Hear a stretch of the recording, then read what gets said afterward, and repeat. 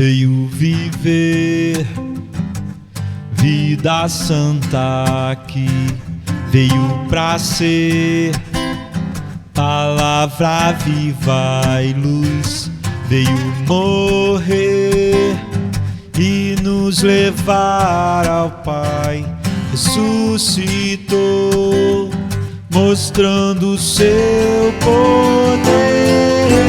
Por isso louvo, não vou parar. Por isso ofereço meu tudo, sim. Por isso eu me prostro, exalto meu Rei, pois Ele deu seu tudo. Ele deu seu tudo.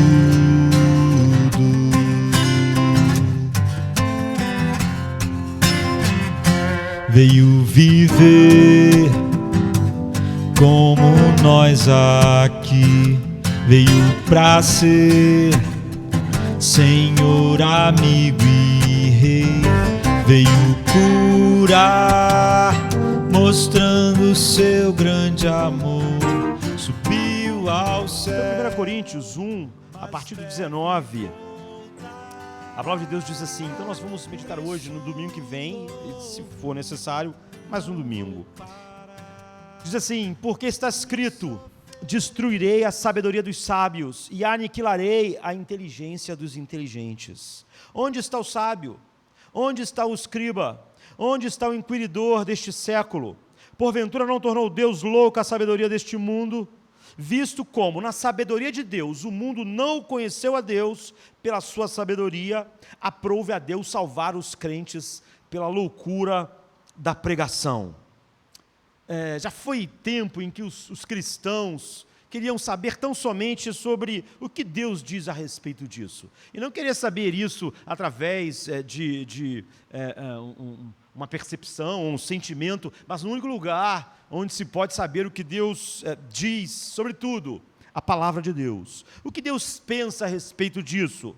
Eu estava lendo um livro intitulado O Gênio do Puritanismo, escrito por Peter Lewis, e ele escreve assim: os puritanos eram médicos da alma, hábeis o suficiente para evitar a imprecisão e a subjetividade que deixa a mente angustiada agarrando-se em palhas com incerta esperança, não firmada somente nas Escrituras. Eles acreditavam que a palavra de Deus nas Escrituras era para ser a fonte abrangente para cobrir todas as condições humanas básicas, e precisamente eles conheciam suas Escrituras tão bem e o suficiente para aplicar com a autoridade responsável a pomada à disposição de cada ferida específica. Então, o que ele está dizendo é o seguinte: os puritanos conheciam a palavra de Deus.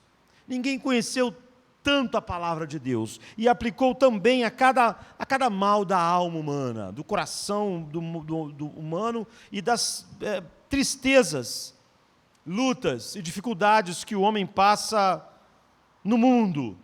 E eles acreditavam que tão somente esse conhecimento profundo da palavra de Deus, aplicado pelo Espírito Santo e que nos leva à oração verdadeira, pode nos conduzir de maneira que glorifique a Deus no mundo como o nosso. Então, a função do pregador não é trazer, semana após semana, alguma estratégia inteligente ou uma fórmula para que você, uma vez por semana apenas, pense nos teus problemas e espere uma fórmula para esses problemas específicos. Então essa não é a função do pregador. O pregador deve enterrar bem fundo a verdade no teu coração. Bem fundo. De todas as formas. A cada vez que a palavra de Deus é pregada. Para que em todas as situações, os puritanos diziam, da vida, você saiba aplicar a verdade de Deus àquela situação específica, única. Então, eles ensinaram então que a chave para resolver todas as situações da vida, todos os problemas, é um estudo diligente da palavra de Deus, no Espírito Santo e em oração. Mas as pessoas hoje têm dificuldade com isso. Elas acham que a palavra de Deus é só um livro de consultas para problemas específicos da vida delas. Então, o que elas querem é ignorar o estudo diligente da palavra de Deus. E uma vez por semana, ou quem sabe, às vezes nem isso, né? Quer que o pregador dê algumas dicas, e algumas fórmulas, e algumas diretrizes, para ela viver nesse mundo complexo e difícil que nós vivemos. Então, os puritanos acreditavam que o principal local de aconselhamento pastoral era o púlpito, porque é o lugar onde todos nós somos preparados para a batalha, onde nós colocamos todas as peças da armadura, e que enterra fundo no coração a verdade de Deus, e cada um vai saber aplicar ao manipular corretamente a palavra de Deus, né? A usar corretamente a palavra de Deus como essas peças da armadura a todas as batalhas da vida. Então eles achavam que o local principal de aconselhamento era o púlpito, enchendo as pessoas da verdade de Deus. Então eu quero que nós compartilhemos nesse início do ano aquilo que é essencial para a vida da nossa igreja, da nossa vida individual nesse novo ano. Então, tudo é focado, tudo é direcionado quando nós estamos reunidos para a palavra de Deus. Se há uma característica, um compromisso que deve nos guiar esse ano, no próximo e até o fim, é uma instrução e um ensino sistemático da palavra de Deus, para que ele fique enterrado fundo em nossos corações. E quanto mais nós examinamos continuamente a palavra de Deus, ela deixa claramente para nós o que é a igreja. E cada vez mais isso tem sido perdido. Então a igreja podia ser definida de maneira simples, como um lugar onde as pessoas se reúnem para adorar a Deus. As igrejas locais, o lugar onde as pessoas se reúnem para adorar a Deus. Nós nos reunimos para adorar a Deus. É isso que a gente veio fazer aqui. Por causa disso, o culto, ele não está focado em quem não conhece Deus. Ele não é, o propósito dele é a adoração. Ele também não está focado em quem é regenerado. O propósito dele é a adoração. Agora, para que nós saibamos como adorar, e para que nós saibamos como viver uma vida que exalte, glorifique a Deus, então nós, ao adorarmos, nos reunimos em torno da palavra de Deus e nos enchemos da palavra de Deus. E não só nós somos preparados pela palavra de Deus para adorar a Deus, mas como para a nossa missão de sair pelo mundo e pregar o Evangelho. Então você vê, a igreja se reúne para adorar, e para quê? Porque essa é a coisa primária para a qual nós somos feitos. Nós precisamos adorar a Deus em espírito e em verdade. Então nós, sempre que estamos reunidos, nos reunimos em torno da palavra de Deus. Para quê? Para adorarmos Deus de maneira mais coerente com a revelação que Ele fez de si mesmo. Cada vez mais, para sermos transformados de glória em glória na mesma imagem de Cristo, e então a adoração fluir como Deus é digno. E nós nos separamos para evangelizar. Outro dia alguém estava me dizendo assim, a igreja precisa evangelizar mais. E eu perguntei à pessoa assim, a igreja não está evangelizando? Como você sabe? Porque as pessoas têm uma ideia de que a igreja se reúne para evangelizar. O que a pessoa queria me dizer era mais ou menos o seguinte, nós temos que nos reunir para sair por aí evangelizando. Isso, a Bíblia não fala sobre isso. A igreja se reúne para adorar a Deus. E ela se reúne em torno da palavra de Deus porque ela precisa ser nós precisamos ser verdadeiros adoradores que adorem em espírito e em verdade. E a igreja se separa para evangelizar. Então ela é preparada nesses momentos de reunião e de adoração também para sair pelo mundo com a verdade e espalhar a verdade. Então a igreja deve estar evangelizando. Ela não se reúne para evangelizar.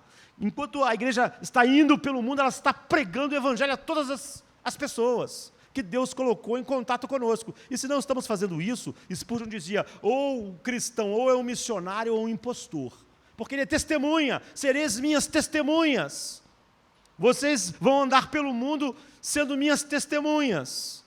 Então não há essa opção. Mas a igreja não se reúne para evangelizar, a igreja se reúne para adorar. E se reúne para ser edificada pela palavra, para ser um adorador de maneira mais consistente com a verdade, cada vez mais, e para ser preparado para pregar o evangelho. Isso é que define a igreja. Mas, infelizmente, colocaram sobre a igreja um monte de coisas. Muitas pessoas hoje falam da tragédia de a igreja se reunir para o entretenimento, e é uma tragédia mesmo, é algo diabólico, mas eles não veem o mal quando a igreja sai daquilo que ela foi chamada para qualquer outra coisa. Não é só entretenimento que é o mal, é qualquer coisa que você atribui ser a função da igreja no mundo que não é. Essas três coisas, elas definem o que nós somos, mas a nossa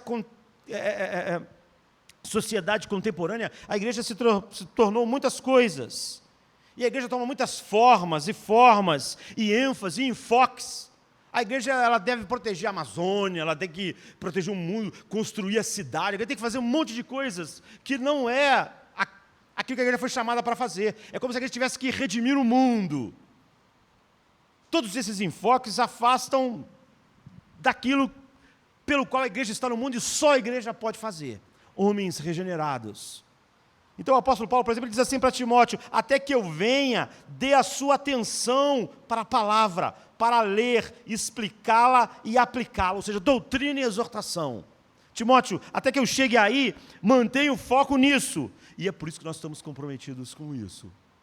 Por essa razão. Muitas pessoas em nossa geração, porque eles não veem a igreja como a palavra de Deus diz, e como Deus a vê, eles acham que a palavra de Deus será irrelevante, se você só tiver a palavra de Deus. Mas porque a palavra de Deus é a única coisa relevante, e a única coisa que instrui a igreja? Porque só na palavra de Deus você conhece a sabedoria de Deus. E é sobre isso que nós queremos falar esses 2 domingos, a sabedoria de Deus.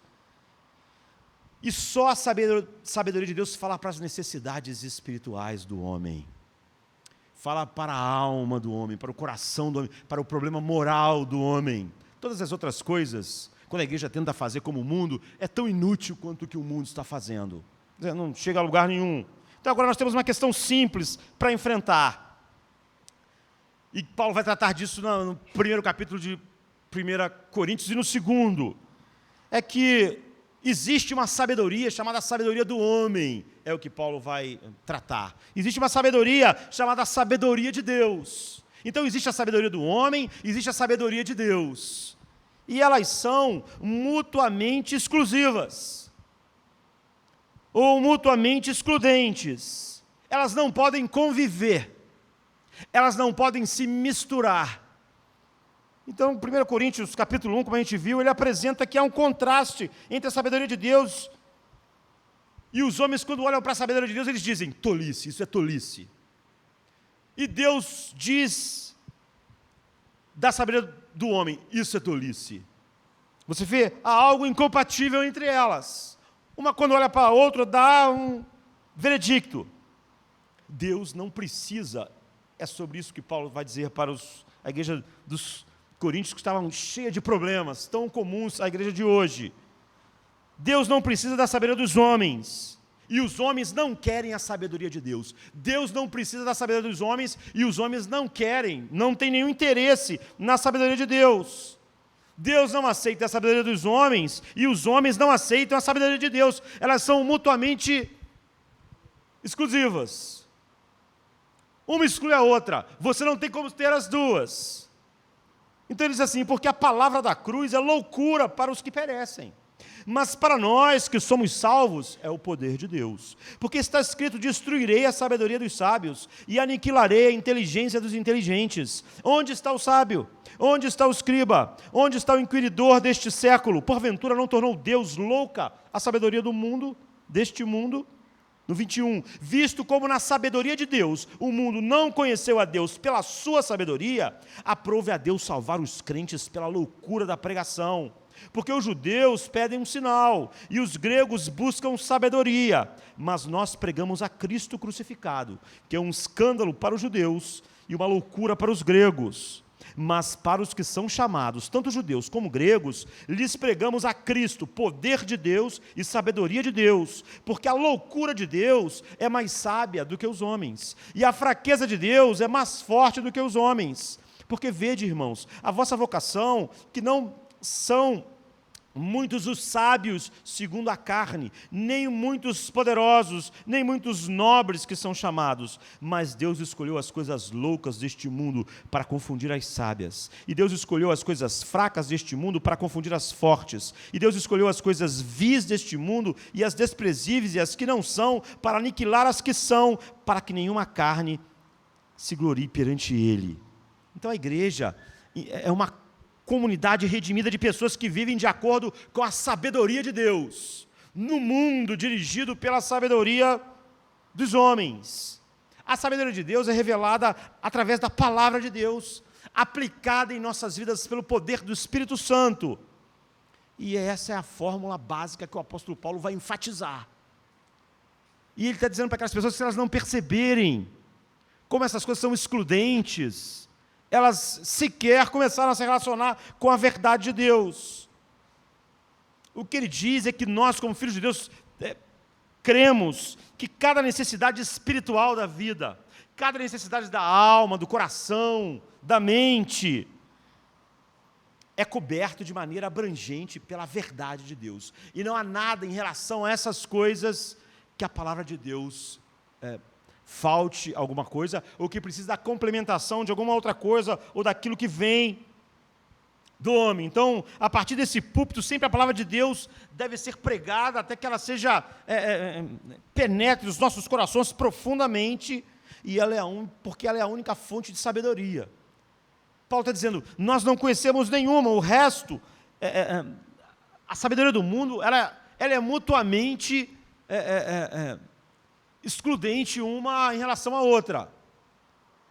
Nós não precisamos da sabedoria do mundo. Ela confunde, porque ela é o oposto. Ela olha para a sabedoria de Deus e diz, isso é tolice. Enquanto a sabedoria de Deus diz que a sabedoria do homem é loucura. Então, você só pode discernir a sabedoria de Deus e a verdade de Deus através da palavra de Deus. E o que Paulo vai dizer é que é impossível humanamente você descobrir a sabedoria de Deus. A verdadeira sabedoria não é humanamente descoberta. Essa é a primeira afirmação de Paulo, no qual nós vamos nos debruçar um pouco. Agora, se a verdadeira sabedoria não é humanamente descoberta, se ela é impossível de ser descoberta humanamente, em seguida, logo você deve se afastar de todo mundo que diz que descobriu humanamente uma sabedoria para a vida. Porque se é impossível que a sabedoria de Deus seja descoberta humanamente, quem diz que humanamente descobriu uma sabedoria, vai falar sabedoria que chama de Deus loucura. Então no versículo 6, ele diz, do capítulo 2, nós falamos sabedoria, mas uma sabedoria que pertence ao homem salvo. Uma sabedoria não desse íon, é a palavra original que ele usa, não desta era, não desta cultura, não das eras dos homens. Todavia falamos a sabedoria entre os perfeitos, não porém a sabedoria deste mundo, nem dos príncipes deste mundo, que se aniquilam. Então, Paulo está dizendo, o que nós pregamos é sabedoria, mas ela não tem nenhuma relação e não faz parte deste mundo, desta era, desta cultura, não faz parte. E ele diz mais, nem dos líderes desta era, que são Cartárgio, ou seja, que estão se aniquilando, essa sabedoria que está passando e se aniquila, em algumas traduções mais comuns, nem dos príncipes deste mundo que se aniquilam. Então ele diz que nós temos uma sabedoria, mas não é deste mundo, não é dos líderes deste mundo, não é das grandes mentes do mundo, não é uma sabedoria inventada pelo homem, não é uma sabedoria descoberta pelo homem, não é fruto do pensamento exaustivo do homem.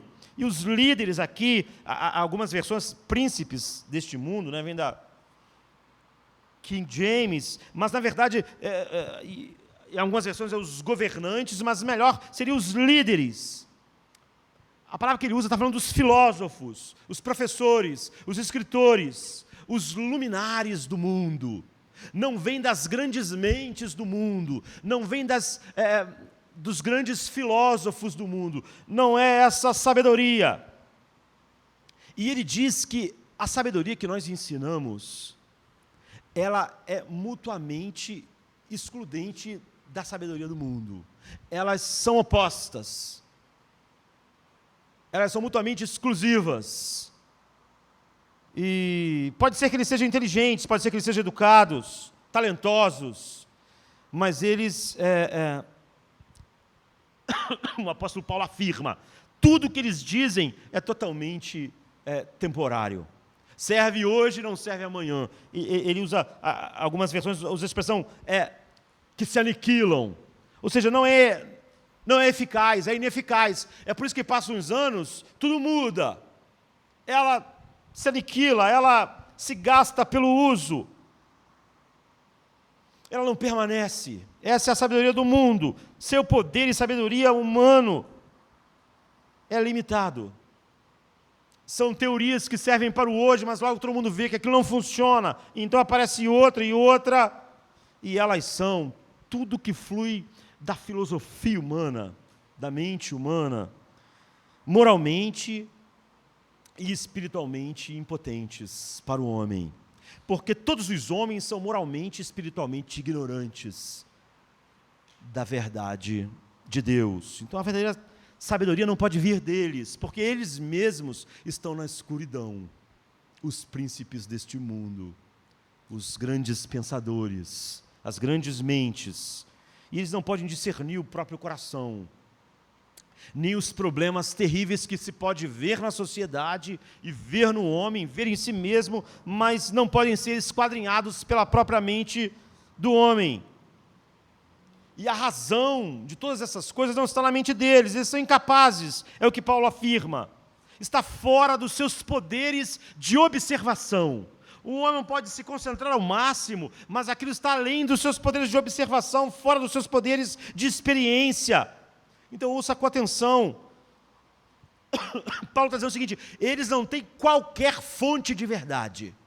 Não é que eles têm uma verdade mais ou menos. Não é aquela. Não, é por isso que a sabedoria do mundo que ele está falando e a sabedoria de Deus são excludentes. Porque eles só têm ou a experiência ou a observação. E é óbvio que nós podemos aprender coisas através da observação e da experiência. Mas eles não têm nenhum padrão para comparar, que é a sabedoria de Deus, que é a verdade de Deus sobre o homem, sobre o coração do homem. Portanto, eles não têm como, eles veem todos os problemas do homem, mas não têm nenhum padrão para medir, para diagnosticar. E a filosofia, então, é temporária. Eles acham que vão acertar a sociedade, a juventude, a delinquência de uma forma, só para ver que nada daquilo funciona. Então nós pensamos numa outra forma em relação a mim. Então eles pensam como os homens devem se relacionar entre si no casamento, pai e filhos, mas não funciona. Então outras teorias têm que vir. É por isso que a sabedoria deles se aniquilam. Então, você não vê as pessoas hoje muito interessadas em filosofia. Poucas, é óbvio que tem, mas poucos. A grande massa não está interessada. De jovens, de velhos. Não é? Poucos estão interessados em filosofia, no estudo da filosofia. É quase que algo morto para a maioria das pessoas, mas uma nova filosofia com outro nome interessou quase a todo mundo, por causa dos caminhos que nossa cultura foi. Essa nova filosofia é a psicologia. Essa é uma visão de mundo, é uma visão de mundo para a nossa geração. Mas você vê, ela é chamada psicologia e não simplesmente filosofia, porque na filosofia em geral, as pessoas estavam interessadas, centradas numa verdade para o mundo, assim, numa explicação para o mundo em geral, era centrada no mundo. Mas nossa geração é totalmente individualista. Então nós não achamos relevante pensarmos numa verdade para o mundo, para as épocas. Nós estamos interessados em saber algo sobre o nosso próprio coração, porque nós queremos nos sentir bem, nós queremos resolver os problemas internos, e nós queremos tirar tudo que está dentro de nós e expressar no mundo exterior. Nós estamos interessados nisso. Assim, a filosofia é autocentrada em você mesmo e não centrada no mundo, como a filosofia em geral. É por isso que a psicologia ganhou esse apelo tão grande em nossa geração. Todo mundo está querendo entender a psique humana. Todo mundo está querendo entender o ego humano. Todo mundo está querendo entender a alma humana. Como nós podemos nos expressar e sermos felizes. Então você se imagina descobrindo a verdade sobre isso, e você acha que só isso é relevante. A relevante é a verdade sobre mim, sobre aquilo que eu sinto, sobre como eu me relaciono com o mundo, sobre como eu posso me expressar. Então é óbvio que a filosofia que tratava do mundo perdeu assim, o interesse. Tem muito menos interesse, tem quase ninguém interessado, porque as pessoas não se preocupam com a verdade do mundo. Tudo que importa é aquilo que é relevante para mim, a verdade para mim, aquilo que vai resolver o meu problema amanhã, aquilo que vai resolver meu romance, aquilo que vai resolver meus relacionamentos. É isso. Assim, uma nova filosofia mais abrangente dos nossos dias é a psicologia. E se você olhar para a psicologia, para encontrar a sabedoria de Deus, você está indo para encontrar um monte de problemas. E outro dia alguém estava dizendo assim, não, mas a psicologia, a pessoa estava dizendo como se fosse algo que fizesse alguma diferença. Não é só Freud, tem muitas teorias. Isso é parte do problema. Isso não é parte da solução. Isso só mostra aquilo que o apóstolo Paulo estava dizendo. Então não há um psicólogo na face da terra que vai, a partir disso, levar você para cima em direção à sabedoria de Deus. Elas são excludentes. Elas se aniquilam. Você não tem como misturá-las. Então, um escritor que escreve bastante a respeito disso, Larry Crabb, em um dos seus livros, ele está dizendo assim, é uma percepção importante. Ele diz assim, Freud disse que o homem é egoísta, que essa é a característica do ser humano em si. E o ser humano deve conhecer esse egoísmo e aceitar que a grande característica humana é egoísmo. E a psicologia então afirma que o ego do homem deve ser reforçado com sucesso. Como? Recanalizando o seu egoísmo de formas que sejam aceitáveis pela sociedade. Aceite que você é egoísta. Aceite que você vive só para você mesmo, que todos os seus interesses são focados em você, que isso é o que você é. Mas ele não está falando isso como um defeito, ele diz, aceite isso. Aceite como uma característica importante do que você é. E então tente usar esse egoísmo de uma maneira socialmente aceitável, mas dê vazão e expressão a esse egoísmo. Ou lá o evolucionista vai falar sobre o gênio egoísta. Nós somos assim, não há nenhum problema.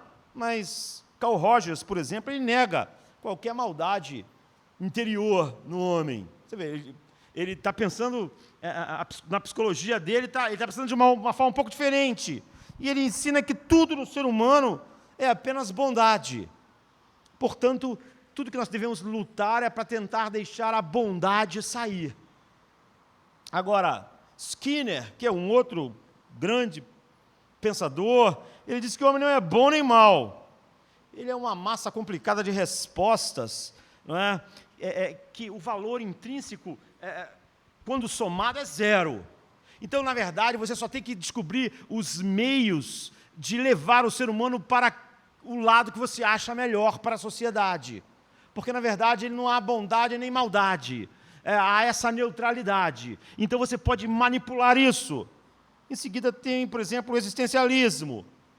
O existencialismo já diz, olha, nós não sabemos se o homem é egoísta, como Freud diz, ou se o homem é bom, como Rogers diz, ou se o homem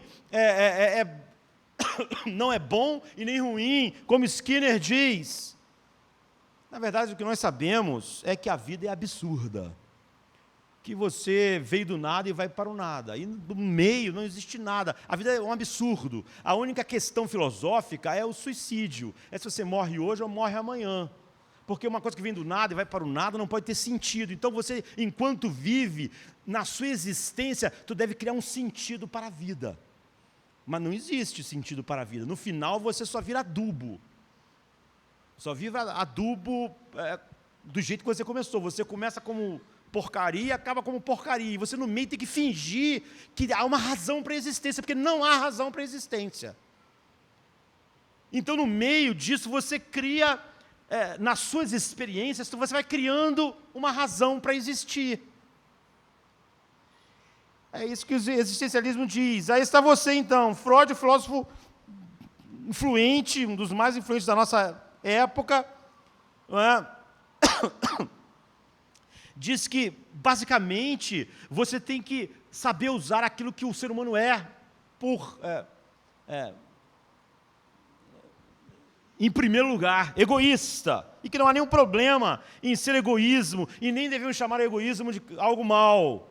Simplesmente você deve recanalizar esse egoísmo de uma maneira que seja aceitável na sociedade. Já o Rogers diz que o homem é basicamente bom, e tem que deixar a bondade sair. Quando você lê tudo que ele escreve, quando sai maldade, ele dá um jeito de transformar a maldade em bondade, porque está saindo muita maldade daquilo que ele diz que é bom. Já Skinner, ele diz que o homem não é bom nem mal, é um grande zero, é apenas um animal, é o cão de Pavlov.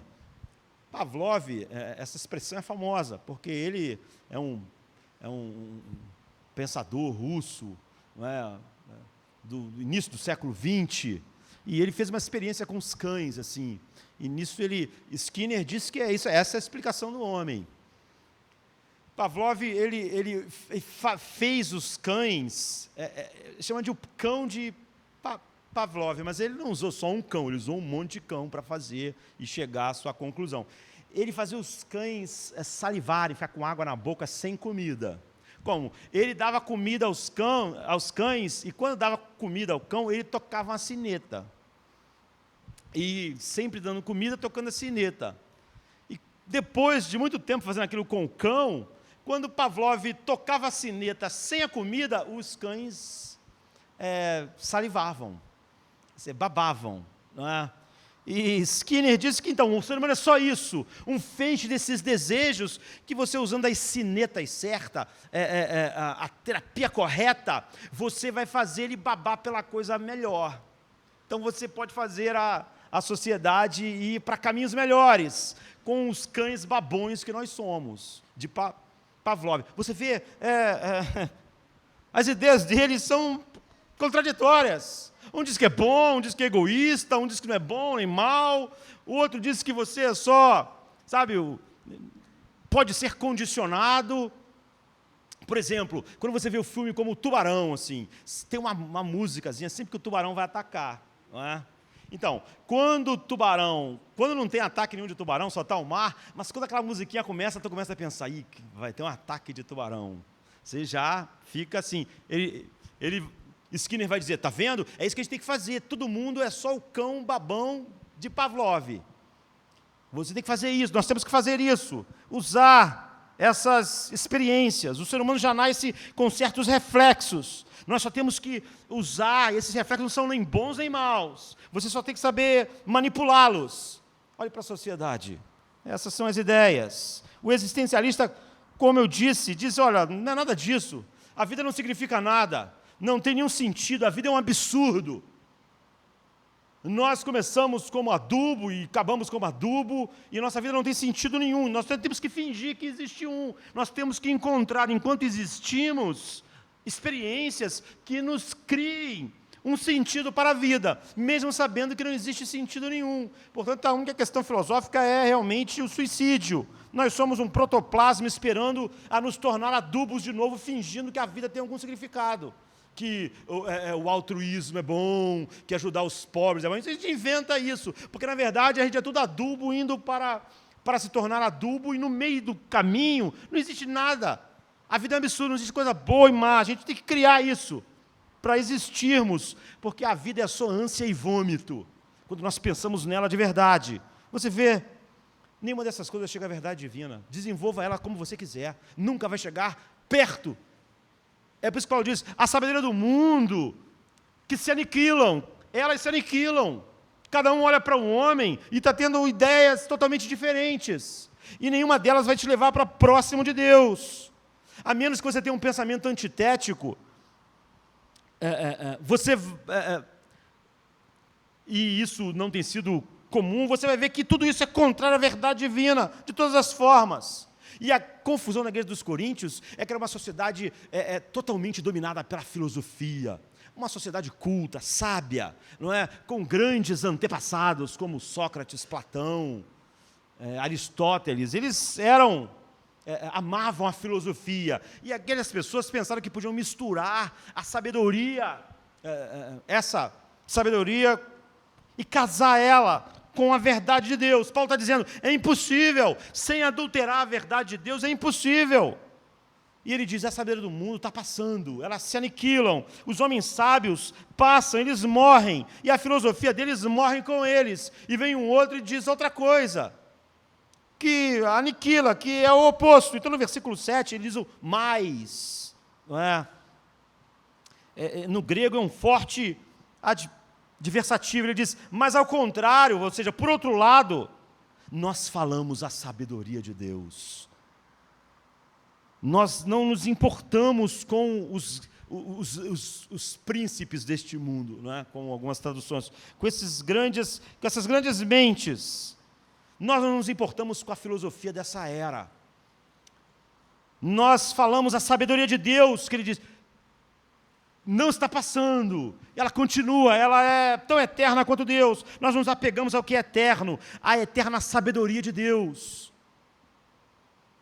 Você vê, é por isso que diz que Deus resolveu salvar os cristãos pela loucura aos olhos do mundo da pregação, porque Deus fez louca a sabedoria dos homens. E está falando sobre essa oposição final. Então você vê dois tipos de sabedoria concorrendo para a alma do homem. A sabedoria do mundo e a sabedoria de Deus. Paulo está dizendo, é uma ou a outra. Você não pode ter as duas. Os gregos buscam sabedoria, mas eles acham a verdade de Deus uma loucura. Mas para os que são salvos, ela é o poder de Deus e a sabedoria de Deus. Você não tem como pegar a sabedoria deles e mixar com a verdade. Elas são mutuamente exclusivas ou mutuamente excludentes. Deus não aceita a sabedoria dos homens. E os homens não têm nenhum interesse na sabedoria de Deus.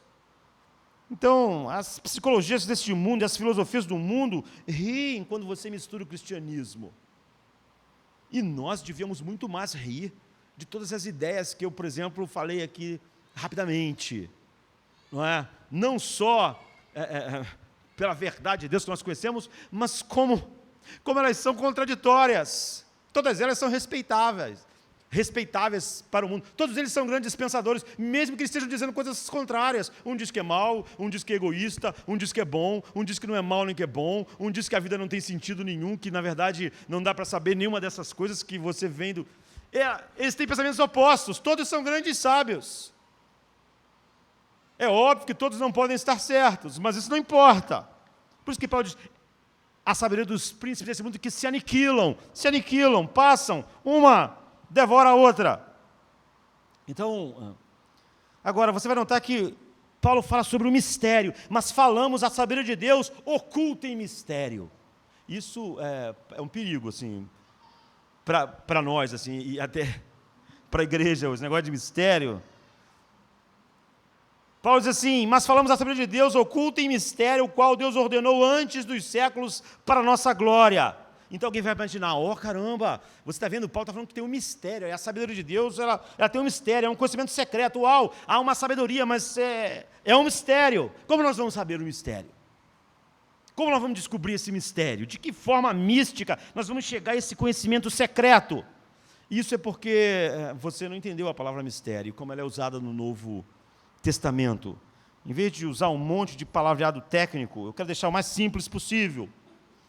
O termo mistério, nas Escrituras do Novo Testamento, é um termo técnico, que significa o oposto do que as pessoas pensam normalmente. E o oposto do que a maior parte da igreja dos nossos dias pensam. Quando você pensa em mistério, você pensa em algo muito difícil de descobrir, que você tem que ser muito esperto, muito inteligente, muito capaz. Mas não, mysterion, que é a palavra que o apóstolo Paulo usou, é um termo da Escritura do Novo Testamento, é um termo técnico para uma verdade que é impossível ser descoberta pelo ser humano, pela mente humana, pelo pensamento humano, mas que é revelada. ok? Não é algo que você, filosofando, descobre. É algo revelado. É verdade que o homem nunca chegou a conhecer essa verdade, a não ser que Deus tenha revelado. É isso que o apóstolo Paulo está dizendo. Não se refere a algo no ocultismo ou um quebra-cabeça em que você ou vai receber misticamente uma revelação, ou você, através de atos mágicos, não é? Ou você, através de muito saber e muita perspicácia humana. Não. É só aquilo que Deus revela. É sobre isso que ele está falando. Agora, qual é o mistério que ele está falando? Qual é o mistério que o Novo Testamento fala assim? É Cristo. Todo o Novo Testamento é sobre Cristo. O homem nunca poderia saber disso. O homem nunca poderia chegar à verdade sobre Cristo, a não ser que fosse revelado. O homem nunca poderia saber a respeito dele, nunca poderia saber sobre a salvação em Cristo, sobre o plano eterno de Deus em Cristo. É isso que Paulo está dizendo. Nunca poderia saber sobre justificação, glorificação, a menos que fosse revelado. Nunca poderia saber sobre propiciação, a menos que fosse revelado. Nunca poderia saber sobre todas essas verdades eternas. Então o mistério é simplesmente isso. O mistério que estava oculto é Cristo, é Cristo. Então, por exemplo, em Colossenses 1,26, diz assim: o mistério que esteve oculto desde todos os séculos, em todas as gerações, e que agora foi manifesto aos seus santos, aos quais Deus quis fazer conhecer quais são as riquezas da glória deste mistério entre os gentios, que é Cristo em vós, a esperança da glória. Esse é o mistério. Cristo é a sabedoria de Deus. E é o mistério, é o segredo sagrado, conhecido, revelado por Deus. Você não poderia chegar de outra forma. Por exemplo, Efésios 3,9, que diz assim: e demonstrar a todos qual seja a comunhão do mistério, que desde os séculos esteve oculto em Deus, que tudo criou por meio de Jesus Cristo, para que agora, pela igreja, ou seja, por aquilo que Deus está fazendo nos homens, através de Cristo, chamando a igreja, a multiforme sabedoria de Deus seja conhecida dos principados e potestades no céu. A sabedoria de Deus, a multiforme sabedoria de Deus, está sendo conhecida não só pela igreja e no mundo, mas pelos anjos no céu, através de tudo do plano eterno do Pai em Cristo. Portanto, a nossa sabedoria é o Evangelho, o Novo Testamento. E a sabedoria estava escondida e agora é revelada. Não está mais oculta, mas está oculta para os incrédulos. Está oculta para o coração não regenerado. Ainda está escondido. Por quê? Porque o Deus deste mundo cegou a mente dos incrédulos para que não brilhasse sobre eles a glória do Evangelho de Cristo. E isso faz parte do juízo de Deus. A escuridão sobre uma consequência do pecado. Então agora, Paulo está dizendo, essa sabedoria, você vê, ela é revelada. Nenhum ser humano pode chegar a ela por processos mentais, e nem por nenhum processo místico.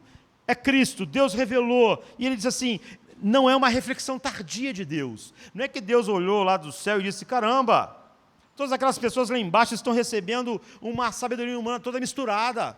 Um fala uma coisa, outro fala outra, e está tudo errado. Então eu vou ter que inventar alguma história. Eu vou ter que inventar alguma coisa para mandar lá para baixo, para que eles tenham pelo menos uma visão. Não. Paulo diz assim, mas falamos a sabedoria de Deus, oculta em mistério, o qual Deus ordenou antes dos séculos para a nossa glória. Ele está revelando um mistério que ele decretou, o decreto eterno de Deus, o seu plano eterno em seu Filho. Não é um pensamento tardio de Deus, é aquilo que ele preparou antes de criar o mundo. Então, discute isso, a sabedoria. A gente deve seguir o pensamento de Paulo, que nós encontramos na palavra de Deus, estava predestinada para ser revelada antes da fundação do mundo. Tudo que o Pai fez foi para revelar essa sabedoria, essa multiforme sabedoria, manifestando todo aquilo que Deus é em Cristo. Então, antes que houvesse tempo, antes que houvesse íon, é a palavra que ele usou, antes que houvessem eras, Deus estabeleceu o plano para revelar essa verdade.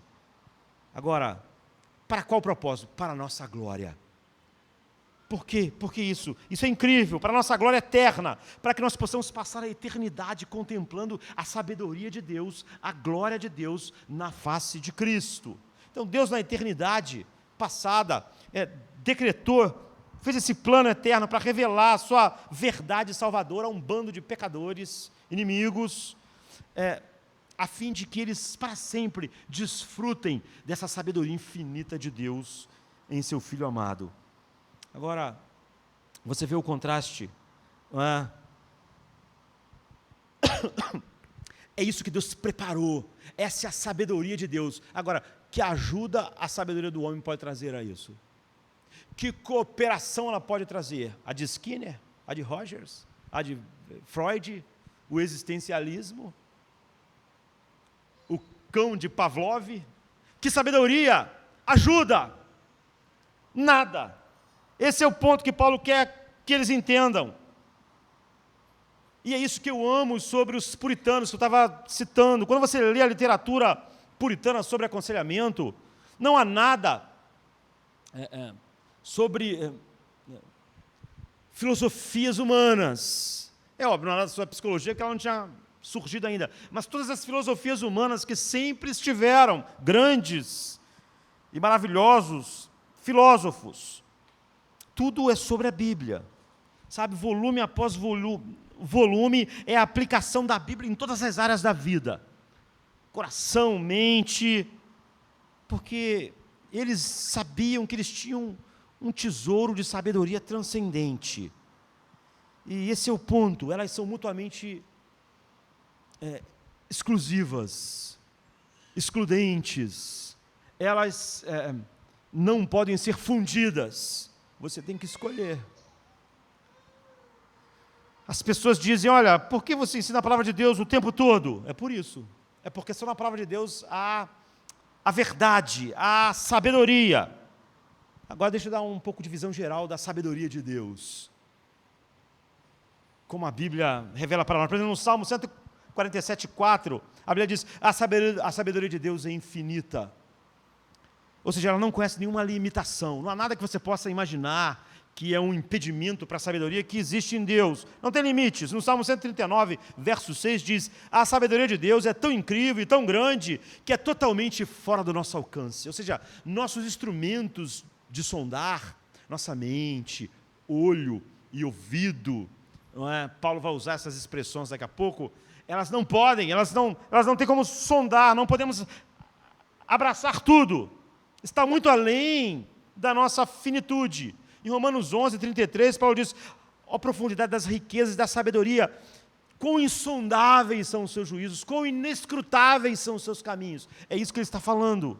A sabedoria de Deus é infinita, ela não conhece nenhum limite, a sabedoria de Deus é tão incrível, tão grande, que está além de qualquer possibilidade de ser sondada, é um oceano sem fundo. As fossas marianas é bem fundo, 11 mil metros, mas a gente manda para lá uma sonda, a gente já mandou sonda que já está saindo do nosso sistema solar, estamos sondando as coisas, mas a sabedoria de Deus é insondável, não há nenhuma sonda humana que possa chegar lá. Em Isaías 40, versículo 28, diz, a sabedoria de Deus é inescrutável, é a mesma coisa, em outras palavras, ela é inexplicável no seu sentido pleno para a mente humana, é demasiadamente vasta, é grande demais.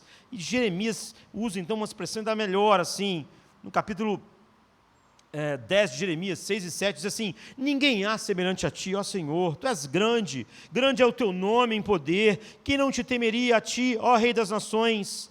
Pois isto só a ti pertence, porquanto entre todos os sábios das nações, e em todo o seu reino, ninguém há semelhante a ti.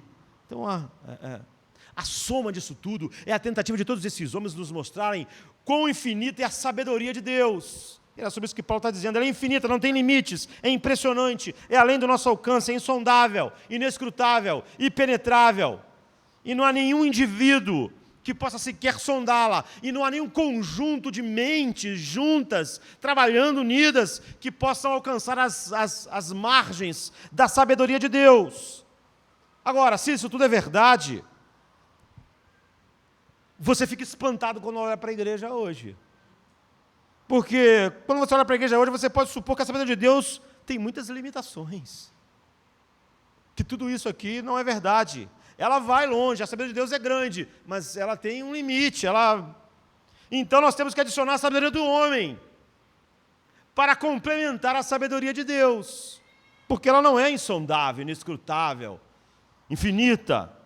Então as pessoas dizem, bem, isso é bom, na medida até onde vai, mas chega uma hora que você precisa de um pouco da sabedoria dos homens. E você tem que misturar. É isso que está acontecendo na igreja dos Coríntios. É sobre isso que Paulo está falando no capítulo 1 e capítulo 2. Dizendo, não, Deus tornou louco a sabedoria do mundo, porque o mundo não pode conhecer Deus pela sua própria sabedoria. E Deus resolveu nos salvar pela loucura da privação, loucura em relação à sabedoria dos homens. Agora, o que é absolutamente contraditório com tudo que você acabou de ler e ouvir dos profetas e apóstolos, e quando você olha para a igreja, é que a Bíblia diz que a sabedoria de Deus é ilimitada. Aí você diz que ela precisa de algo para complementar. Então ela não é ilimitada. É essa falta de pensamento antitético. Se ela é ilimitada, não há nada que ela precise. O homem tem que decidir se ele acredita no que a Bíblia diz ou não, ou se ele de fato é um cristão ou não, ou se ele viu a sabedoria de Deus ou não, ou se ele é alguém que pode dizer como Paulo, quão insondáveis são os seus juízos. Ele só não pode dizer, quão insondáveis são os seus juízos, depois dizer, não, mas está faltando algo aí nos teus juízos, que eu acho que a ideia de Pavlov vai completar bem, vai encaixar aí. Isso é ridículo, mas é isso que estava acontecendo naquela igreja, é isso que acontece hoje. Se a sabedoria de Deus vai além do que nós podemos compreender, como é que nós podemos achar que um ser humano pode complementar de alguma forma? A sabedoria de Deus é abrangente, suficiente, infinita, insondável, inescrutável. É isso que o apóstolo Paulo está dizendo. É ilimitada. E dizer, então, que a sabedoria ilimitada precisa ser completada pela sabedoria humana é ridículo. Mas é isso que a maior parte das pessoas acreditam. É isso que a igreja dos Coríntios acreditavam, e é por isso que Paulo está escrevendo a carta. Agora, deixa eu dizer, da maneira, do tempo que a gente tem, não é? O que Paulo está dizendo é que todas as questões espirituais da vida, questões morais, questões do coração do homem, da mente humana, são resolvidas na sabedoria de Deus. Isso é tão simples e direto na afirmação de Paulo. Agora, a sabedoria de Deus está em exibição em toda parte, No Salmo 104, 24 diz assim, ó Senhor, quantas são as tuas obras, em sabedoria fizeste todas elas. Em todos os lugares que você olhar, o Salmo está dizendo, você vai ver a sabedoria de Deus.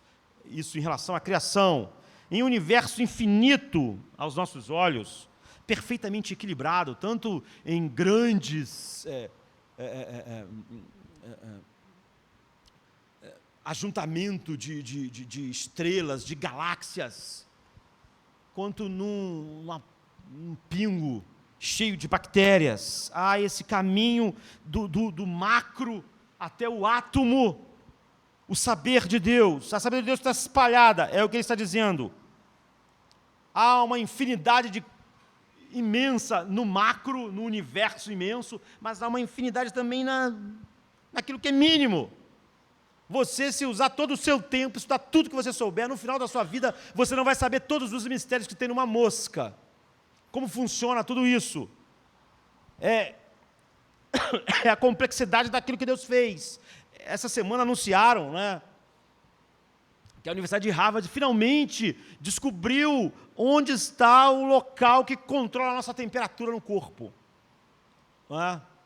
Lá profundo, no lobo frontal, se eu não me engano, uma região que é do tamanho da cabeça de um alfinete. Que só aquilo ali, só agora descobriram, porque a gente toma remédio para febre, mas é estranho, ninguém sabe como aquilo funciona. As pessoas só descobriram que aquilo tira a febre. Como tirava a febre, ninguém nunca, até hoje a gente não sabe, a gente continua sem saber. Por que tirar a febre, por que aquela substância química faz isso, a gente não sabe. A gente só sabia que tomava, a febre baixava, então tudo bem. Só agora descobriram onde está no cérebro o local que controla isso. Então, quando há uma infecção ou uma inflamação, esse local libera uma substância que faz elevar em alguns graus a temperatura do sangue. Porque isso faz com que as células brancas possam atacar melhor aquilo. Essa parte que é do tamanho da cabeça de um alfinete, ela controla a nossa pulsação para aumentar a pulsação sanguínea, para o sangue correr mais, aumenta a temperatura para chegar mais lá. Descobriram isso agora. anunciaram agora, mas descobri tudo isso no ratinho. Acham que é igual no ser humano, mas não há muita certeza. Mas no ratinho, com certeza, com os contrastes que usaram, com as coisas que usaram, já sabem que no ratinho é desse jeito. Então, vocês estão achando que no ser humano também é desse jeito. Mas é todo mundo assim. Você vê, há essa complexidade. Tudo fica sempre assim. Por enquanto, nós sabemos disso. Pode ser que amanhã a gente descubra uma coisa que seja totalmente diferente. Então, se você olhar o olho da mosca, a asa da mosca, a aerodinâmica da mosca, você tem a vida inteira para estudar e você vai morrer sem entender a mosca. Há uma complexidade naquilo que é micro, naquilo que é macro, naquilo que Deus fez. É isso que ele está dizendo. Isaías 28, 29 diz: o Senhor dos exércitos que nos fez, seu conselho é maravilhoso e sua sabedoria é grande. Usando a linguagem popular, ele está dizendo, seu conselho é incrível e sua sabedoria é super. É isso. Nós estamos espantados, é impressionante. É super, é estupendo, monumental, incrível. A sabedoria de Deus revelada naquilo que Ele criou, nas suas obras e em suas palavras. E a sua sabedoria também é exibida em sua compreensão do coração humano, a Bíblia diz. Só a sabedoria de Deus entende o coração humano. E ela é, sem dúvida, um diagnosticador correto do teu coração, do meu coração, da nossa mente. Então, por exemplo, 1 Crônicas 28, 9 diz: porque o Senhor esquadrinha todos os corações, e Ele penetra toda a imaginação dos nossos pensamentos. Você ouviu isso? Você percebeu isso? Ele não entende só nossos pensamentos, mas as intenções dos nossos pensamentos. Esse é o tipo de conhecimento. Ele entende cada coração com um grau máximo e absoluto. Não há nada em nós escondido para Ele. Um monte de coisas escondidas para nós, em nossos corações e mentes, não está escondida para a sabedoria de Deus. Então Ele pode diagnosticar como ninguém pode. Em Apocalipse 12, 23 diz: eu sou aquele que sondo as mentes e os corações. No Salmo 139, 2, diz que Ele entende o meu pensamento de longe. Deus conhece o seu pensamento, Deus conhece a sua atitude, Deus conhece a intenção por trás das suas atitudes, Deus conhece os seus motivos. Ele sabe da sua condição espiritual perfeitamente agora. Ele está vendo as intenções por trás de cada pensamento. O Salmo 44, 21 diz: Ele conhece o segredo dos corações. Em Provérbios 15, 11 diz: o Sheol e Abadom estão abertos perante o Senhor. Ou, traduzindo melhor, o inferno e a perdição estão claras diante dele. Está dizendo assim, olha, em outras palavras, ele vê a morte, ele vê tudo, aonde o ser humano sequer pode penetrar. E aí, em seguida, ele diz: quanto mais o coração dos homens. Não é nada para Deus. Se ele tem esse conhecimento perfeito sobre a sepultura, o inferno, os homens estão totalmente abertos. Jesus diz assim em Lucas 16, 15: Deus conhece os vossos corações. Ele entende o coração perfeitamente, Ele entende o coração infinitamente. E Ele entende então o que nós fazemos e por que nós fazemos as coisas. No Salmo 139, 3 diz: tu examinas o meu levantar e o meu deitar, e conhece todos os meus caminhos. Ele está dizendo o seguinte: quando eu estou andando, tu sabes as minhas intenções. Agora, quando eu estou deitado lá na cama, só eu, sozinho, tu também sabe todas as intenções do meu coração. No próximo verso, no 4, diz: mesmo antes de uma palavra chegar à minha língua, tu já conheces tudo. Então, Deus sabe tudo sobre o coração humano. É isso que é a sabedoria infinita de Deus. Todo diagnóstico de Deus é verdadeiro. Assim, queridos, se tivermos sabedoria infinita de Deus, do que você precisaria para conhecer seu coração? Que homem poderia dizer quais são as intenções secretas do seu coração? Pavlov, com seus cachorros? Skinner? Freud? Eles não podem dizer nem as intenções do coração dele, as motivações mais profundas. Eles têm pensamentos totalmente contraditórios. Em nenhum lugar a sabedoria de Deus é mais evidente na Bíblia do que na salvação. Porque a salvação é uma exibição, a Bíblia diz, da multiforme sabedoria de Deus. Então, 1 Coríntios 1, 24 diz: mas para os que são chamados, tanto judeus como gregos, lhes pregamos Cristo, poder de Deus e sabedoria de Deus. Por quê? Sabedoria de Deus. Por causa da obra de salvação na cruz. Você vê uma sabedoria infinita de Deus. Você vê como Ele lidou com o pecado. Você vê como Ele lidou com o pecado sem ser injusto. Você vê como Ele lidou com o pecado, não como as pessoas imaginam, que Ele ama incondicionalmente, então Ele pode olhar para o mal e dizer, não ligo, eu gosto de você assim mesmo. Você vê como Ele não pode fazer isso, como Ele é totalmente santo, Ele tem que punir o mal. Então a única forma é o pecador ser justificado e a ira dele ser derramada. Você vê como na sabedoria de Deus, na salvação, a multiforme sabedoria de Deus se manifesta. Ele vai salvar um homem, Ele vai justificar um homem, mas Ele vai derramar a sua ira, a sua punição vai cair, a lei vai estar satisfeita, a exigência dele mesmo, do coração dele mesmo, vai ser cumprida nele mesmo, que é Deus, na segunda pessoa da Santíssima Trindade. Você vê como Ele lidou com a justiça, com o pecado. Você vê como Deus forneceu um sacrifício perfeito e ainda assim venceu a morte, venceu o pecado. Você vê como Paulo diz aqui, a fraqueza de Deus é mais forte que o homem. Os maiores poderes que nós conhecemos como a morte, você vê como Deus venceu. Quando Ele parecia mais fraco, toda a sabedoria de Deus em suas facetas mais profundas são reveladas na salvação. Então é por isso que Efésios 3:10 diz, para que agora, pela igreja, a multiforme sabedoria de Deus seja conhecida dos principados e potestades nos céus. E eu não posso deixar de lembrar vocês como a salvação envolve algo complexo. Nós fomos salvos, fomos justificados. A lei não tem mais nada a dizer sobre nós. Mas é tudo muito mais complexo. Nós fomos salvos do pecado, da culpa do pecado, mas nós estamos sendo salvos do poder do pecado agora na santificação. E estamos sendo salvos, sendo mantidos por Deus, na perseverança dos santos, através da obra do Espírito Santo. Nós estamos sendo salvos, e nós vamos ser salvos na glorificação, vamos ser salvos da presença do pecado.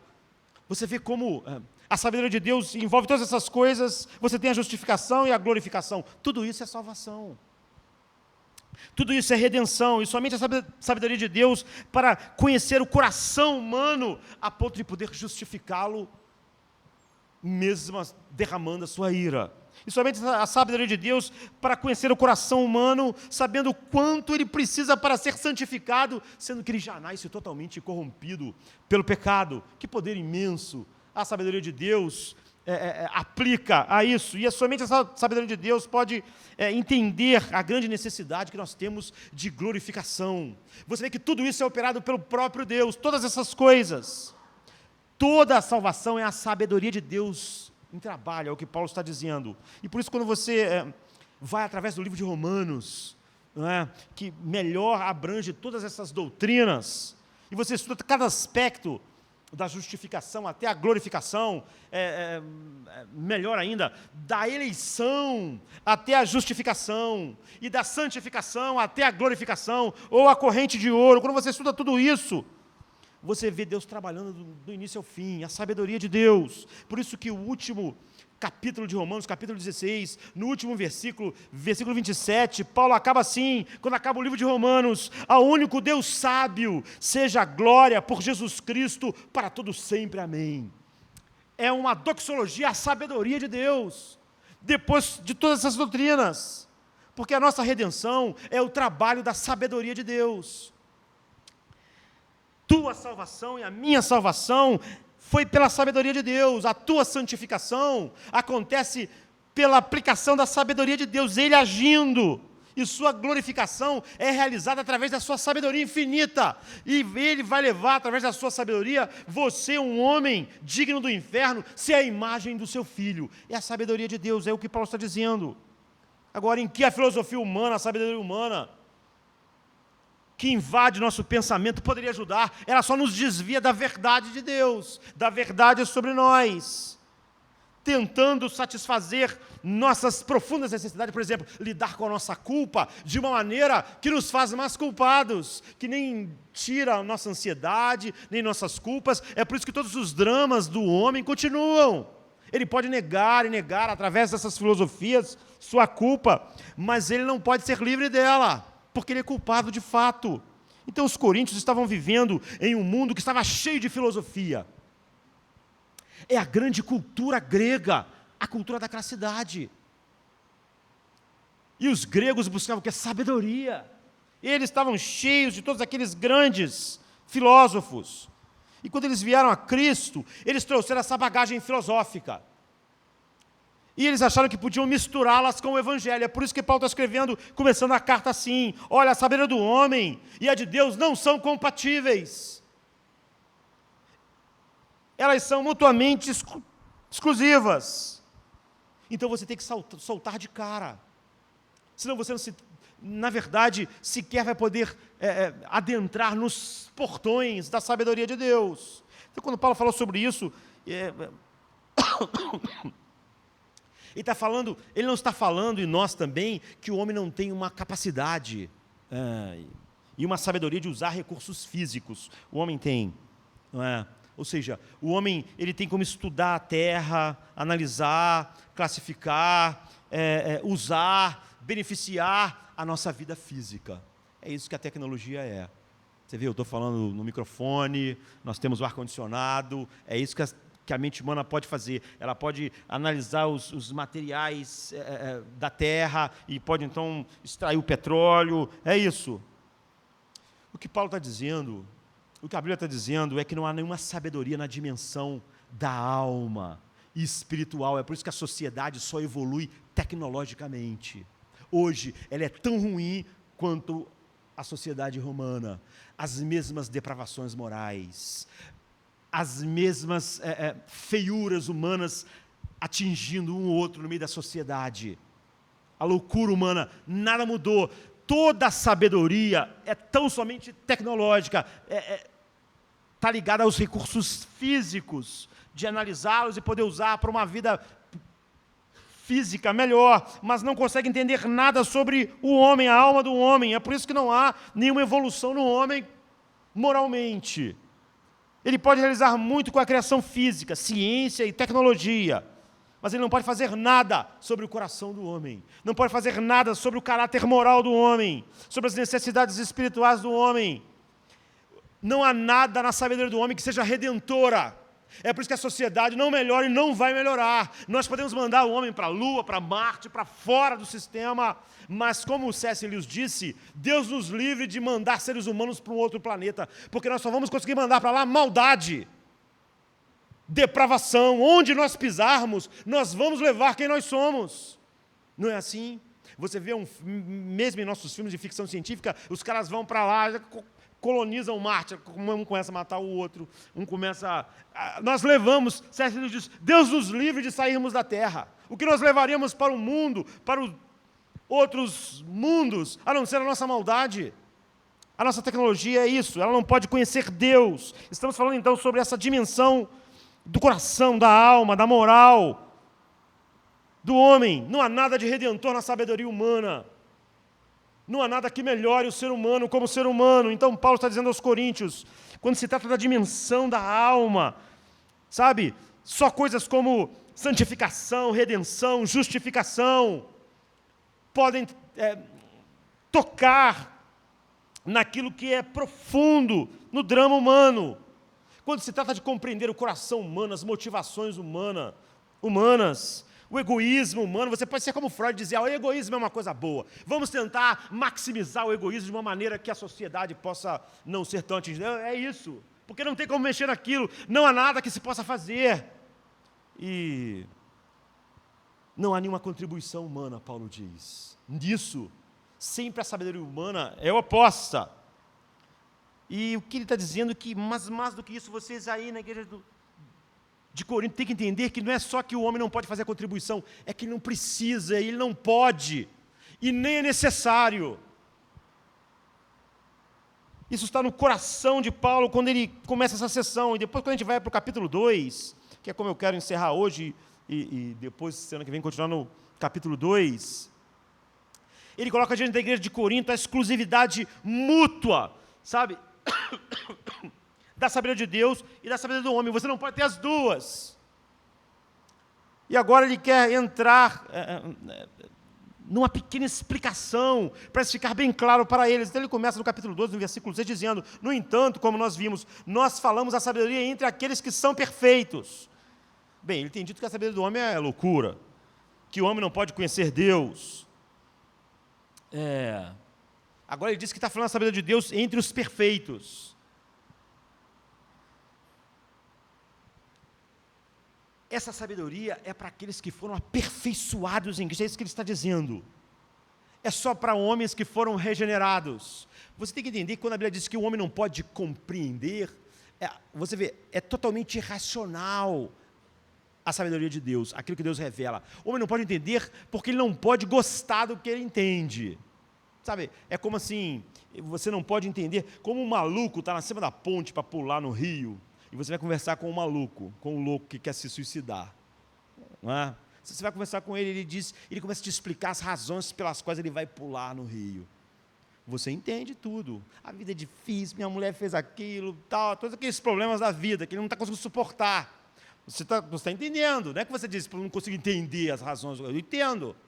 Então, quando ele diz, então eu vou pular no rio, até vou te chamar para pular também, porque certamente você tem parte desses problemas. Você vai dizer, não, por quê? Porque você dá um valor à vida.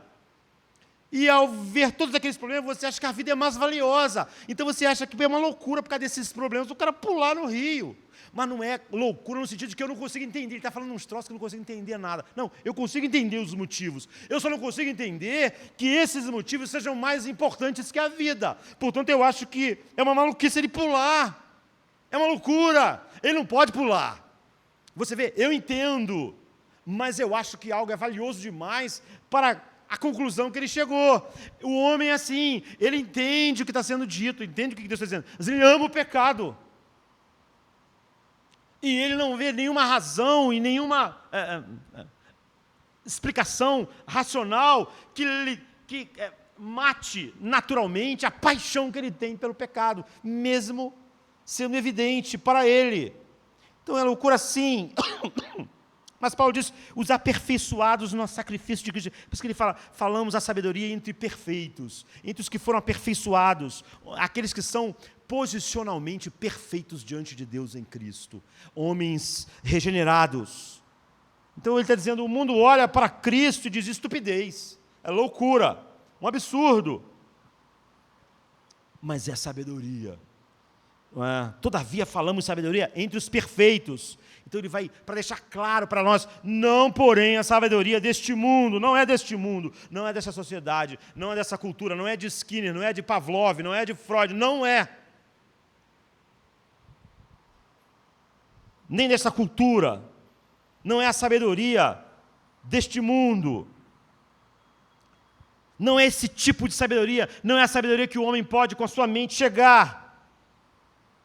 Ela não é a sabedoria como Tiago descreve em Tiago 3,5. Essa não é a sabedoria que vem do alto, mas é terrena, animal e diabólica. Ele está dizendo, não é a sabedoria terrena, animal e diabólica. Não é. Não é a sabedoria dos príncipes deste mundo que estão passando. Ou seja, dos filósofos, das grandes mentes. Todavia, falamos a sabedoria entre os perfeitos, não porém a sabedoria deste mundo, nem dos príncipes deste mundo que se aniquilam. São temporários, temporais. Não é a sabedoria dos filósofos terrenos e psicólogos, sábios e magos. Eles estão passando, eles têm ideias contraditórias. Uma ideia deles aniquila a outra. Se você acreditar no um, você vai ter que negar do outro. É uma sabedoria que não é deste mundo, nem dos professores deste mundo. Agora escute. Por que nós precisaríamos ouvir eles? Paulo está dizendo, a elite do pensamento do mundo, a sabedoria de Deus é infinitamente além e o oposto, não há nenhuma conexão entre elas. Portanto, elas se excluem. A única maneira de você juntar essas duas coisas é mutilar e negar a sabedoria de Deus. E mutilar a verdade que você vê no mundo. E mutilar a verdade de que todas as teorias deles são contraditórias. Se a sabedoria de Deus é insondável, inescrutável, impressionante, grande, infinita, então por que você precisaria da sabedoria do homem, que não pode fazer nada em relação ao coração, mente e nada redentivo no homem? Então Paulo está dizendo, não é a sabedoria deste mundo, nem dos professores deste mundo, dos mestres, dos filósofos, é atemporal, a dele se vai, cada hora surge um e diz que o que o outro estava dizendo é tudo errado. Eu, por exemplo, estudei a minha vida quase toda filosofia, não é?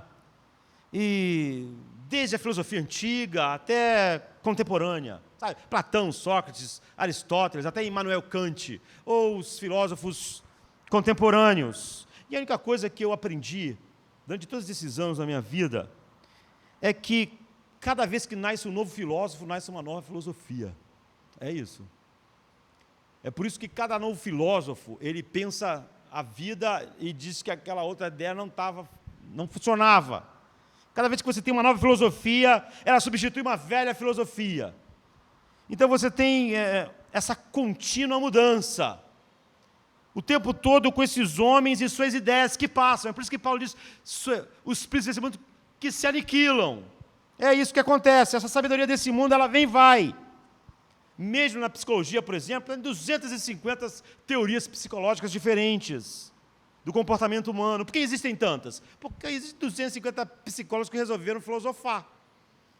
E eles simplesmente filosofam de maneira diferente a respeito do comportamento humano. Todo mundo tem uma opinião diferente. Então não tem continuidade, não tem um impacto duradouro. Um psicólogo explica tudo, até aparecer outro e dizer, olha, nas nossas pesquisas, apareceu uma outra coisa que é totalmente diferente. Assim, a sabedoria de Deus é diferente. Paulo diz no versículo 7, ela estava escondida desde a eternidade, e ela é revelada agora, para a nossa glória. Então, você não tem como misturar elas aí em Corinto, porque se vocês fizerem isso, vocês se perderam. Então, no versículo 8 ele diz assim, nenhum dos líderes desse mundo tem entendido, o qual nenhum dos príncipes, os pensadores deste mundo conheceu, porque se conhecessem, e nós estamos chegando ao fim do que vamos falar hoje, nunca teriam crucificado o Senhor da glória. É isso, eles não entenderam a sabedoria de Deus. Eu não importo, Paulo está dizendo, quão educado, e Paulo era um homem super educado, não é? Culto. Ele diz, eu não importo quão educado, erudito, brilhante, qual grande é o QI deles, quão grande é a sua mente. É incrível para mim, é quando grandes pensadores vão ler a Bíblia e depois vão dar opinião sobre elas. Sempre no final, é algo tão ridículo que você não acredita. Isso me lembra uma história, e é por isso que eles fazem isso, de um menino que sempre que o pai dele ia bater nele, ele sabia que tinha feito algo que o pai dele ia bater, ele botava um monte de livros na calça. E o pai dele dava umas varadas nele, dava uma surra nele, mas ele já tinha antecipado e botado os livros dele na calça, sempre ele fazia isso. E o pai não entendia, porque o menino não chorava, o menino não, aquelas correções não faziam nada. E isso é muito parecido com as grandes mentes, quando elas vão olhar a Bíblia. Elas já carregam na calça delas, né, academicamente, né, esses livros, entre aspas, que o tornam insensível para Deus.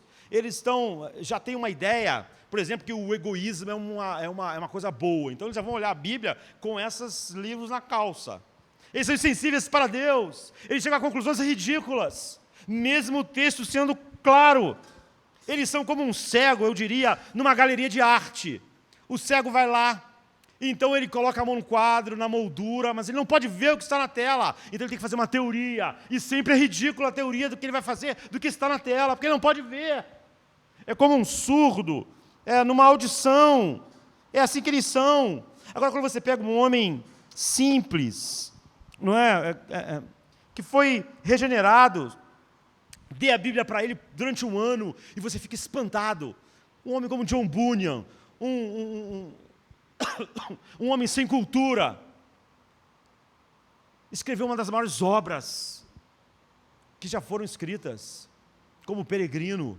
Um homem, um funileiro, um homem que ninguém daria nada por ele, mas esse homem regenerado com a palavra de Deus transbordou sabedoria. Um dos maiores puritanos de todos os tempos. Então agora, essa afirmação muito radical do apóstolo Paulo, E é o primeiro ponto dele aqui, depois nós vamos ver outros. Ele diz, olha, a sabedoria de Deus não é detectável humanamente. Esse é o ponto inicial primário. Nenhum dos príncipes desse mundo conheceu, nenhum dos líderes. Se você quer conhecer a sabedoria de Deus e você vai a eles, você vai perder tempo. Então, ele mostra como isso é verdade. Se tivessem entendido, não teriam crucificado o Senhor da glória. Jesus não era como as pessoas dizem, um cara legal. Caras legais não são crucificados. Ele era a encarnação da sabedoria de Deus. E esse é o ponto do apóstolo Paulo, um ponto tremendo. Ele diz, se o homem pudesse conhecer a sabedoria de Deus, pela sua sabedoria, não tinham matado Cristo. Não tinham matado o Rei da Glória. Olha os governantes atuais. Paulo está dizendo, olha, os nossos governantes, os nossos grandes pensadores, eles olharam para Cristo, que é a verdadeira sabedoria de Deus. E se eles tivessem compreendido a verdadeira sabedoria, que Ele é o Senhor da glória, Paulo diz, eles nunca teriam matado Ele. Além disso, se você se afastar e fizer considerações mais à distância, você vai ver que Jesus falou apenas exclusivamente a verdade no mundo. Não é assim? A Bíblia diz assim, nunca um homem falou como este homem. E não eram os amigos que estavam dizendo isso, eram os inimigos. Agora, se eles tivessem conhecido a sabedoria de Deus, eles tinham reconhecido que Ele era a sabedoria de Deus, eles tinham reconhecido nele aquilo que Ele era, mas você vê nenhum homem reconheceu isso, é o que Paulo está dizendo. Por quê? Eles perceberiam que Deus estava falando sabedoria, mas eles não perceberam. Ele foi o maior comunicador que já houve. E ninguém pode questionar isso. Nunca haveria um pregador na face da terra e nunca haverá com as habilidades de comunicação de Cristo. Porque Ele nunca pecou. As limitações que estão na minha mente nesta noite não estavam em Cristo. Ele tinha um pensamento claro. Ele tinha uma mente perfeita, ele nunca pecou, ele não tinha as fraquezas que a minha mente tem.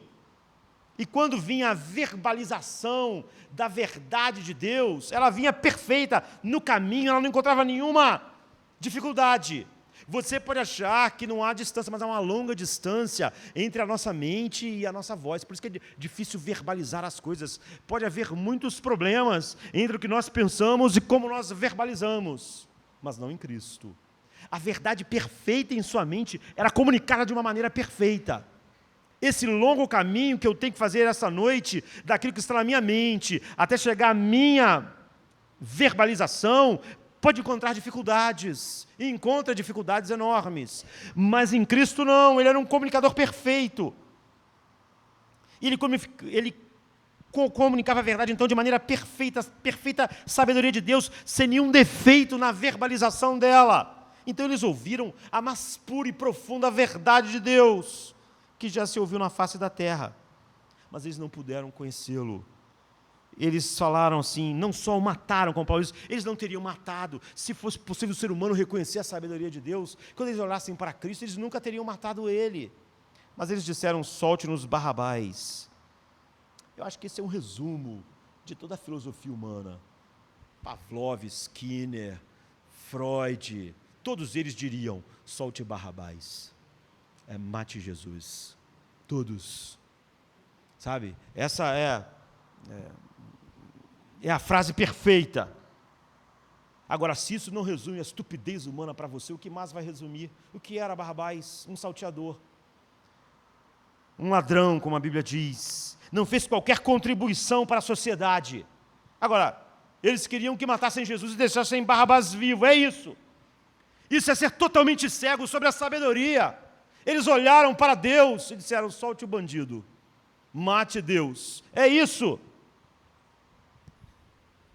Essa é a essência da sabedoria humana. Pensa na psicologia, por exemplo, se um homem achar que é mulher, um psicólogo pode ajudar ele a encontrar o seu lado mulher. Pode. Mas se um homem que se achou mulher achar que é homem, o que é totalmente lógico, o psicólogo perde o diploma se tentar ajudar ele. Você entende isso? Não é ridículo pensar nisso? Um homem diz, eu sou mulher, toda a psicologia vai te ajudar. Aí esse homem diz, não sou mulher não, eu sou homem mesmo. Se ajudar, perde o diploma. Não pode ajudar ele, esse que é homem, falar que é homem. Não pode ajudar, não pode ter ajuda. Isso não é ridículo, isso é solte Barrabás. É ridículo. Todos nós sabemos, mas é porque há um princípio anterior que está balizando as coisas. Os homens não mandaram soltar Barrabás porque acharam que ele realmente era um grande caráter, mas porque aquilo estava de acordo com os seus corações e as suas paixões. Nós não esperamos que o mundo aceite a sabedoria de Deus. Não esperamos. E é muito ruim você esperar, e é péssimo, e é diabólico você esperar que a igreja aceite a sabedoria dos homens.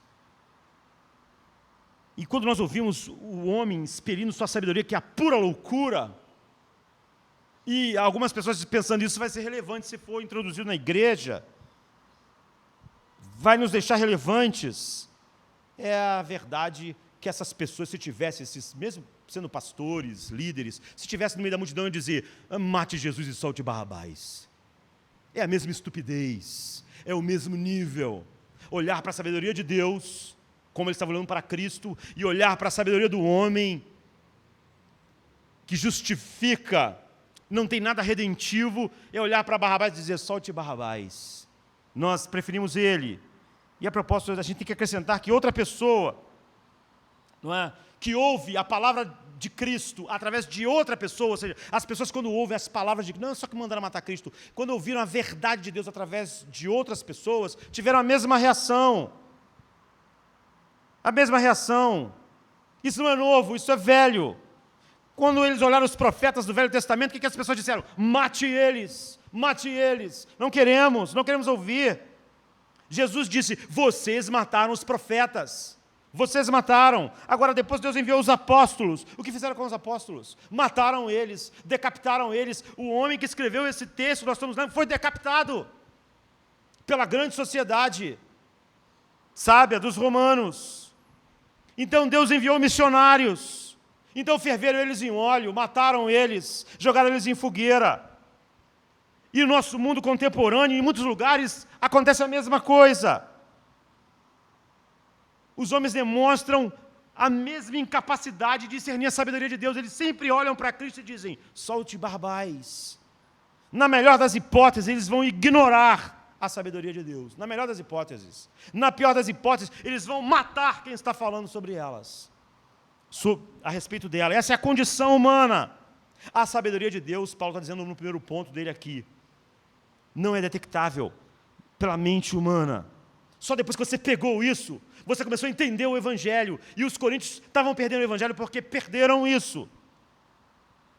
O homem não pode entrar na dimensão espiritual, moral, da sua própria realidade. Na escuridão. Então no versículo 9 ele diz, mas como está escrito, e nós vamos encerrar aqui. E vamos continuar exatamente daqui na semana que vem. As 3 dimensões que o homem tem para olhar a realidade são essas. Então Paulo, que vem falando sobre isso, ele diz assim, veja, mas como está escrito, as coisas que o olho não viu, e o ouvido não ouviu, e nem subiu ao coração, ou seja, a mente do homem, são as que Deus preparou para os que o amam. Mas Deus não las revelou pelo seu Espírito, porque o Espírito penetra todas as coisas, ainda as profundezas de Deus. Paulo está dizendo, as únicas maneiras, os únicos instrumentos do homem sondar o mundo é o olho. São os únicos lugares, os únicos instrumentos da onde nós captamos informação. O olho, o ouvido e a mente. A sabedoria de Deus, por que solte Barrabás? Porque a sabedoria de Deus, como está escrito, as coisas que o olho não viu, que o ouvido não ouviu e que não subiu à mente do homem, são as coisas que Deus preparou para nós lá na eternidade. É a sabedoria de Deus. Ela não pode ser captada nem pelo olho, nem pelo ouvido, nem pela mente, que são as 3 únicas coisas, os únicos 3 instrumentos naturais que nós temos para captar o que vem para trabalharmos. Paulo está dizendo, o que Deus, a sabedoria de Deus não pode ser captada pelos únicos instrumentos que nós temos. O que os olhos não viram, o que os ouvidos não ouviram, e o que não subiu à mente do homem, o que a mente não pôde filosofar, é o que Deus preparou para os que o amam. Mas Deus não las revelou pelo seu Espírito, porque o Espírito penetra todas as coisas, ainda as profundezas de Deus. Nós vamos continuar a partir daqui, exatamente. Essa é a base. nós precisamos começar um ano relembrando nossas bases, para nós sermos realmente instrumentos de Deus no nosso mundo. No meio da escuridão, brilharmos como luzeiros, não porque nós achamos que o homem pode entender isso, não achamos, mas nós sabemos que é assim que Deus irá manifestar a sua sabedoria. Como diz no versículo 21, capítulo 1, visto como na sabedoria de Deus, o mundo não conheceu Deus pela sua sabedoria, aprove Deus salvar os crentes pela loucura da pregação. Vamos ficar de pé, vamos orar.